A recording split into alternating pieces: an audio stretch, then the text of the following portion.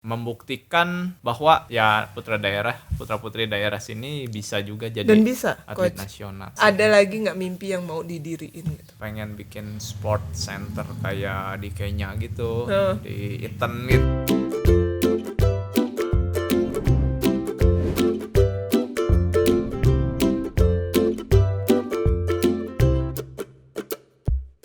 Hi there, welcome to my channel. Meet ordinary people with extraordinary stories. If you like this video, hit the like button. And if you want to see more, press the subscribe button as well. Enjoy! Agung Mulyawan lahir di Bogor 14 Mei 14 Mei. 19. SD SMP di Bogor juga. Bogor. Kuliah di UNJ. Iya. Kenapa? Waktu itu milih kuliah di UNJ dan jurusan. Enggak, sebenarnya di UPI kan. Oh. Sebenarnya pengennya di UPI. Tapi melihat pertimbangan dari Bogor ke Bandung kan harus Jauh harus ya? harus ngekos segala macam gitu. Akhirnya milih di Jakarta aja deh biar bisa bolak-balik dulu gitu. Dari dulu emang seneng olahraga. Seneng olahraga. Olahraga yang digelutin dulu. Ya banyak, sepak bola, futsal, voli, taekwondo, itu macem-macem lah yang Sekarang kan penting ada terkenalnya aktivitas. jadi Agung Gantar. Dari mana tuh nama Gantarnya? Dari kecil emang dipanggil Gantar. Ada artinya nggak? Itu galah. Iya, panjang ya. Tingginya berapa sih, Coach? 182. 182. Oke, jadi dipanggilnya Gantar. Gantar. Karena nggak gemuk-gemuk juga. Jadi dari kecil memang suka olahraga. Jadi pendidikan formal dan pelatihannya memang basically olahraga. Iya. Ada spesifikasi nggak sebelum sekarang jadi pelatih dulunya gitu, lebih ke arah mana? Iya, dulunya kan pengennya jadi atlet. Jadi atlet timnas bola deh gitu kan. Nah, tapi kan tahu sendirilah seleksi bola tuh kayak gimana ya. Nggak tahu, Coach, kayak gimana tuh? Ya ketat gitu kan, semua orang pengen gitu, ketat, ditambah lagi kan kalau kita nggak deket-deket banget sama ya itu ya. Oke. Agak-agak Jadi pernah nggak Mas udah ikut seleksi pernah dan gagal? ya, pernah sampai ini aja sih apa, kota Bogor aja gitu kan, dan gagal akhirnya. Diminta buat ikut atletik lari 100 meter waktu itu, malah juara gitu kan. Itu tahun? Wah, tahun berapa ya, SMP kelas 2 lah, tahun 2000 kan 15 tahun 2016. Dan akhirnya jadi juara. 2006 sorry. Jadi juara. Jadi terus juara. digelutin. Ya, lari. Sebogor itu kan juara, terus dapat apa sertifikat itu buat masuk SMA ya favorit di Bogor, boleh milih lah apa aja SMA negeri gitu. Ya akhirnya dapat manfaat kayak gitu, kenapa nggak diterusin gitu, akhirnya diterusin terus sampai akhirnya juga dapat sertifikat buat masuk kuliah, dapat beasiswa kayak gitu. Dan terus kenapa nggak lanjutin jadi atlet, Coach? Udah pas kuliah juga dilanjutin jadi atlet, tapi waktu itu kena cedera. Apa tuh? Hamstring. Karena saya kan ngegelutin bukan hanya sprint 100 meter aja, tapi juga kadang lompat jauh gitu, terus kadang lari gawang ya kan. Nah pas lagi latihan lari gawang ya kena cedera. Ya saya mikir-mikir kan, aduh kalau saya masih terusin jadi atlet, kapan saya masuk tim nasionalnya gitu. Akhirnya ya memutuskan pensiun dini. Jadi waktu itu masih bercita-cita jadi tim nasional. Tapi di atletik gitu. Tapi ngelihat persaingan kayaknya semakin ketat. Akhirnya pas kena cedera, bukan mengundurkan diri memutuskan untuk pensiun dini, langsung milih untuk dalemin ilmu kepelatihan di usia 21 tahun masih. Dari mulai di umur dari kuliah berarti? Dari kuliah udah ngelatihnya, tapi ngelatih anak kecil dulu, nggak langsung Di ngelatih mana? orang Di dewasa. Jakarta? Di Jakarta. Sepak bola? Enggak, atletik. Atletik. Kids atletik. Kalau ke Gantar Velocity itu apa? Gantar Velocity itu 3 tahun setelah menggeluti kepelatihan. Nah, saya kan ngelihat teman-teman itu kok kuliah kepelatihan, pendidikan kepelatihan, tapi kenapa pada pengennya jadi guru gitu kan? Iya. Nah, saya mikir lagi harusnya kan jadi pelatih. Kalau jadi guru kan udah ada jurusannya penjas kan. Betul. Nah, ternyata saya kulik-kulik mereka itu nggak pede gitu. Banyak yang nggak pede untuk jadi pelatih. Mungkin takut nanti masa depannya gimana, nggak jelas kayak gitu, nggak ada wadahnya. Akhirnya ya saya bangun Gantar Velocity untuk mewadahi itu. Mewadahi orang-orang yang mau menjadi pelatih dan mendalami pelatih gitu. Susah nggak pas ngebangun itu? Kan banyak orang yang nggak pede. Iya susah sih, makanya kan cuma dapat 4 orang saya. Oh ya? Tapi kan saya maksudnya bersosialisasi, terus punya teman juga dunia luar gitu, bukan hanya di kampus-kampus aja. Sehingga dari situlah ya dari mulut ke mulut servisnya bagus, akhirnya berkembang sampai sekarang Gantar Velocity-nya. Berarti mencari staf pelatih yang kompeten itu sangat susah. Sebenarnya gampang kan, di WNJ banyak. Iya. Sekarang udah mulai ya orang-orangnya. Udah mulai mau jadi pelatih gitu. Nah, yang dilatih sendiri yang Velocity sekarang siapa aja? Kalau dari public figure sih udah banyak juga sih, dari mulai Chico Jericho, kemudian Sigi Wimala, terus juga Tara Budiman, terus ya banyak lagi deh, sekarang lagi Vijay Daniel gitu kan. Dirimu kan di sini, how? Di sana ada yang jalanin, partner saya namanya Endasari Damayanti. Kenapa ada di Pangalengan? Karena saya kan dipanggil pelatnas untuk jadi asisten waktu tahun 2014. Itu pada saat juga ngediriin Gantar Velocity. Nggak lama ngediriin Gantar Velocity, ada pemanggilan pelatnas karena mungkin melihat saya di melatih lari jarak jauh tuh berhasil gitu waktu ngelatih si Sigi Wimala. Kan. Nah, tapi di pelatnas pun bukan untuk menjadi langsung pelatih karena kan memang saya basicnya sprinter. Jadi ditempelin dulu, maksudnya ditempel ke pelatih yang memang dia legend lah gitu di Indonesia, Pak Wita Witarsa waktu itu. Ya, jadi saya ditempelin dulu di situ untuk jadi asistennya beliau. Alhamdulillah dapat 2 tahun jadi asisten beliau. Nah, 2017 baru saya pegang langsung di sini. Atlet. Merasa diasingkan nggak sih? Awalnya sih agak aneh ya, maksudnya jauh amat ini gitu. Kan dirimu sudah berhasil bikin nama, bikin pelatihan, Velocity berjalan gitu. Tiba-tiba orang sentralnya dibuang pegunungan. Pusatnya dibuang pegunungan. Dan sudah 6 tahun di sini. Sudah mau 7 tahun. 7 tahun, sudah mau 7 tahun. 7 tahun ya. 2016 kan. Dari 2014. Ada yang dilatih coach di sini? Banyak. Itu biasanya dari pemerintah atau memang orang-orang sekitar atau bagaimana? Kalau yang pelatnasnya memang kita panggil dari yang juara kejurnas kayak gitu. Nah, terus kalau yang pelada memang ditugasin dari daerahnya untuk berlatih di sini bareng saya. Nah, kalau 2018 saya diriin klub di sini. AMTC. Singkatan dari Agung Mulyawan Track Club. Itu pribadi ya. Nah, itu orang yang datang ke klubnya coach dibayar kah? Enggak. Free. Hanya untuk lari dan hanya untuk orang-orang Pangalengan. Usianya dari SD aja, SD, SMP, SMA. Sampai yang udah senior juga boleh. Jadi khusus orang Pangalengan. Saya orang Bandung nggak bisa deh. Ya kalau mau tinggal di sini nggak apa-apa. Respon masyarakat sendiri setelah adanya pelatihan rutin kan berarti ya? Rutin. Berarti kan menarik perhatian warga sekitar. Respon masyarakat kayak gimana? Ya alhamdulillah banyak orang tua yang bilang kalau ada wadah seperti ini jadi anak-anak jadi nggak nongkrong sembarangan, mungkin kayak gitu. Jadi ada wadah untuk dia menyalurkan hal positif, apalagi untuk kesehatan kan. Motivasi mendirikan AMTC, klasik sih pertanyaannya, biasa banget, tapi pasti ada sesuatu ya, ada mimpi di balik itu. Iya, karena dari tahun 1985 itu ternyata tidak ada satupun anak-anak asli Pangalengan itu bisa menjadi atlet lari gitu dan jadi atlet nasional lah gitu.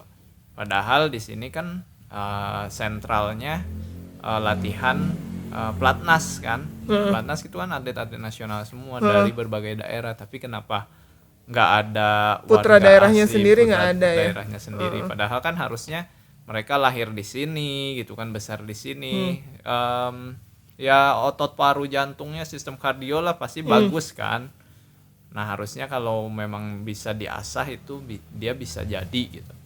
Akhirnya ya bikin itu untuk membuktikan bahwa ya putra putri daerah sini bisa juga jadi Dan bisa, atlet Coach? nasional. Bisa. Ya, bisa. Banyak sekarang. Udah banyak. Ya. Luar biasa.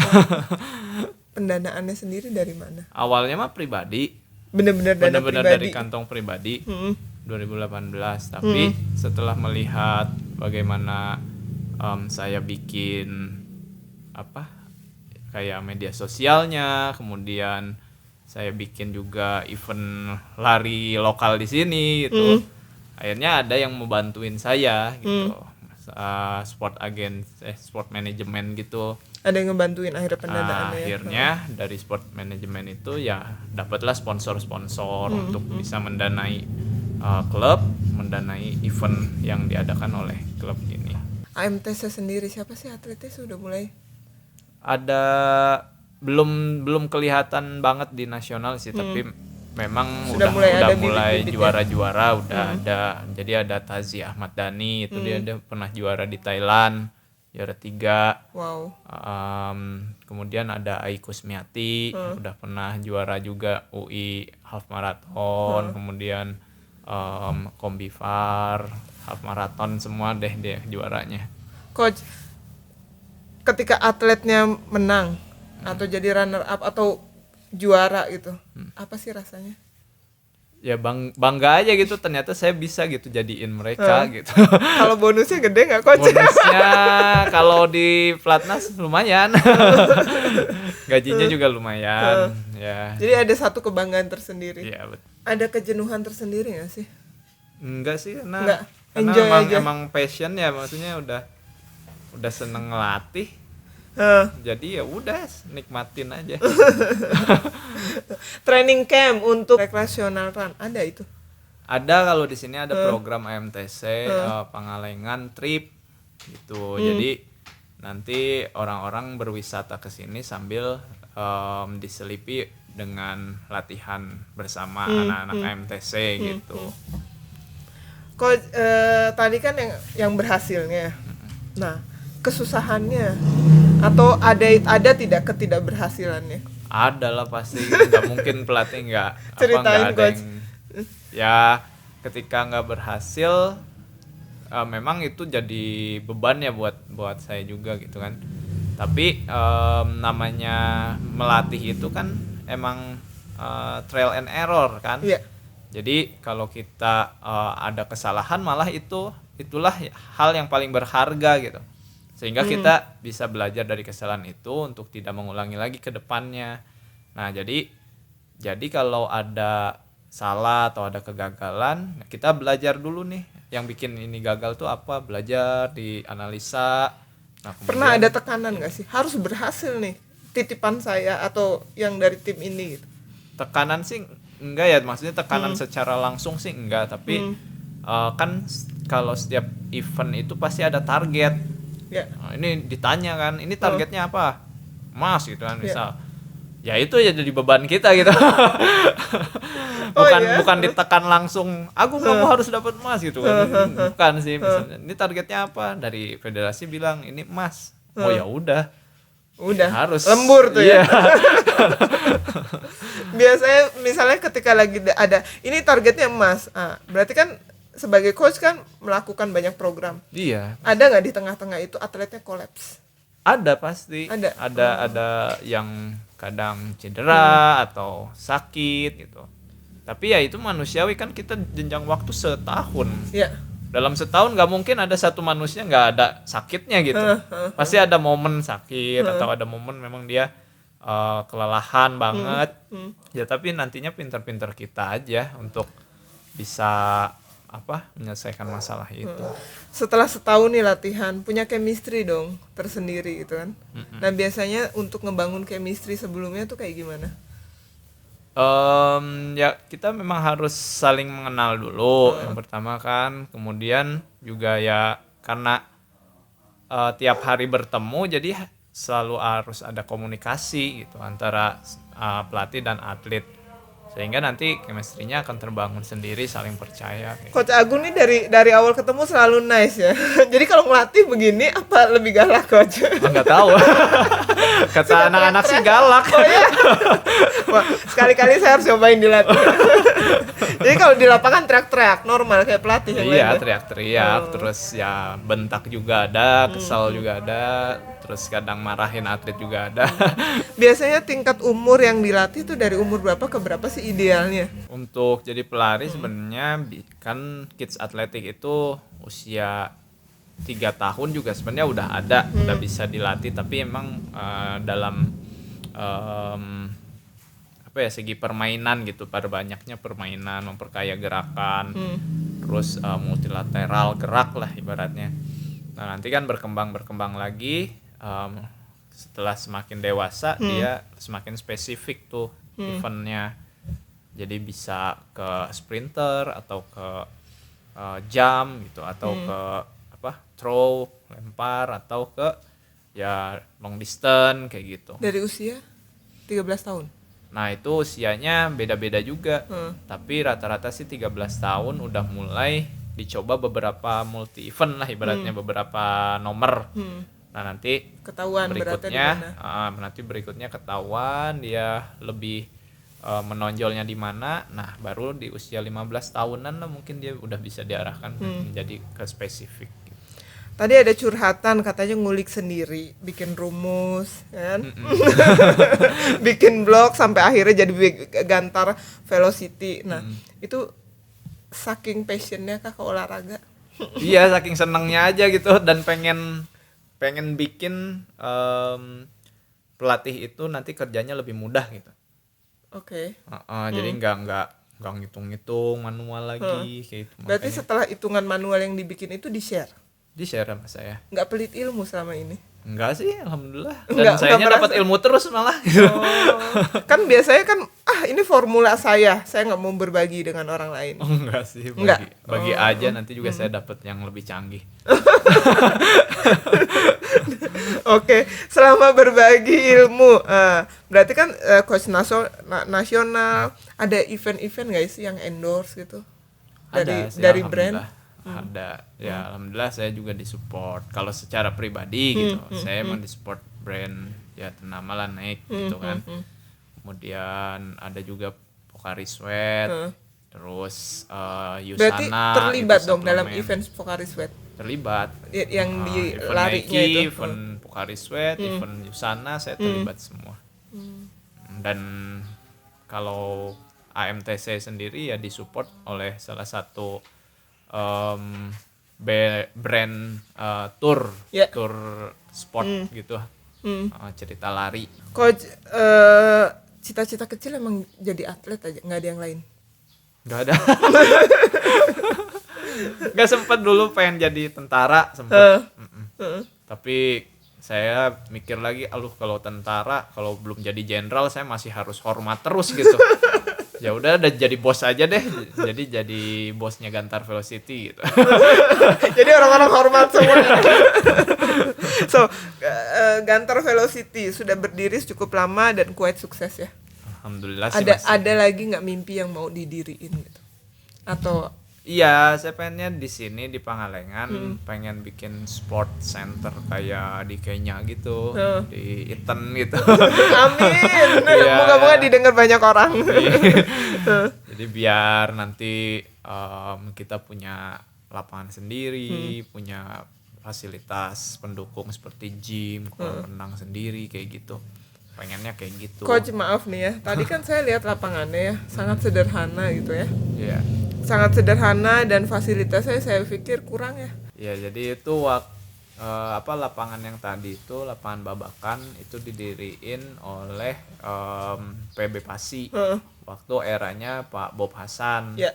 Nah kemudian kan sekarang eranya Pak Luhut. Ya. Insya Allah sih katanya mau dibuat stadion yang baru yang ada fasilitas mesnya juga, gymnya juga gitu. Pokoknya fasilitas pendukung lainnya. Ya karena saya lihat sangat minim ya. Iya. Padahal atlet-atlet nasional lahir di sini. Lahir di sini dan udah banyak menyumbangkan medali emas di sini, udah di sini gitu. Yap.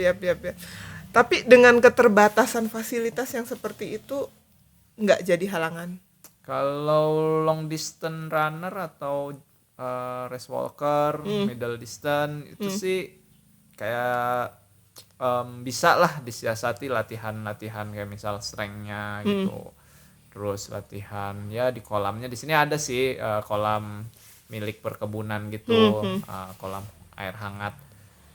Bisa juga digunakan buat recovery atlet-atlet gitu, dan free gratis kalau untuk atlet-atlet nasional. Jadi banyak yang bisa dimanfaatkan di sini dengan fasilitas seadanya. Cuaca mendukung tidak? Sangat mendukung kalau di sini. Dengan udara yang dingin gitu. Suhunya mendukung, kemudian kontur rute larinya mendukung. Selain trek juga kan kita perlu rute jalanan, rute perkebunan, itu tanah rumput, itu ada semua di sini. Jadi kita banyak variasi latihan yang bisa dilakukan di sini. Coach, selama masa pandemi 1 tahun ini sempat vakum nggak? Pernah vakum itu waktu 2020 kan benar-benar nggak ada TC Platnas, nggak ada, ditiadakan dari bulan Maret sampai dengan tahun lalu berarti ya? Iya. Bulan Maret sampai dengan Desember kalau nggak salah sih. Wow, ngapain berarti Coach waktu itu? Saya malah latihan buat diri saya sendiri gitu. Lari sendiri gitu, akhirnya bisa maraton malah. Yang tadinya cuma bikin program-program maraton, sekarang udah finish maraton. Saya maraton sendiri gitu. Karena saking gak ada kerjaannya. Tapi akhirnya sekarang sudah mulai melatih lagi. Lagi. Dan atlet-atlet sekarang sudah mulai divaksin. Ada efeknya nggak, Coach? Efeknya ya mungkin mereka lebih pede ya, maksudnya lebih pede untuk keluar gitu, untuk berbaur. Terus di lapangan juga makin ya ramai lah gitu. Jadi itu aja sih, tapi kan walaupun udah divaksin masih ada aja yang ini kena, atlet yang sekarang dipersiapin ini untuk PON. Untuk SEA Games. Harapan buat atlet-atlet yang lagi dibimbing saat ini. Karena sekarang alhamdulillah ya, saya sekarang pegangnya yang atlet-atlet muda semua. Jadi Mas Agus kan udah berlatihnya udah di Bandung sekarang. Jadi otomatis saya nggak bisa pegang karena saya nggak bisa mantau langsung. Kemudian Mas Agus juga dapat tugas dari komandannya kan untuk berlatihnya di Bandung, nggak bisa keluar Bandung gitu. Akhirnya saya sekarang pegang yang muda-muda, ya harapannya bisa lebih baik daripada yang sebelum-sebelumnya. Amin. Gitu. Jadi mereka mungkin bisa memecahkan rekor-rekor nasional berikutnya ataupun rekor ya di luar sana di internasional gitu. Ada tambahan program nggak di masa pandemi? Tambahan program biar atletnya tambah fit atau anti corona. Enggak sih, masih sama aja. Atau dikurangin? Dikurangi juga enggak, karena kan kita punya target PON sama SEA Games kan. Tapi paling ditambah ini, kadang kita tambah apa sih ini psikolog, bimbingan psikolog gitu. Biar mereka nggak drop ininya secara mentalnya gitu. Perlu ya buat atlet. Perlu semua psikolog, sport medicine itu perlu sebenarnya. Tapi di sini psikolog nggak ada, jadi akhirnya saya minta bantuan teman-teman aja yang psikolog. Atau kadang-kadang merangkap jadi psikolog. Ya kadang. Jadi teman-teman curhat lah. So, Coach makasih banyak udah dikejar-kejar sama kita. Ditemuin masa pandemi, diajak jalan-jalan di Pengalengan. Luar biasa, walaupun dengan keterbatasan gue lihat ada sedikit oleh-oleh dari tim kita buat anak-anaknya. Nah, terima kasih banyak Coach Agung Gantar.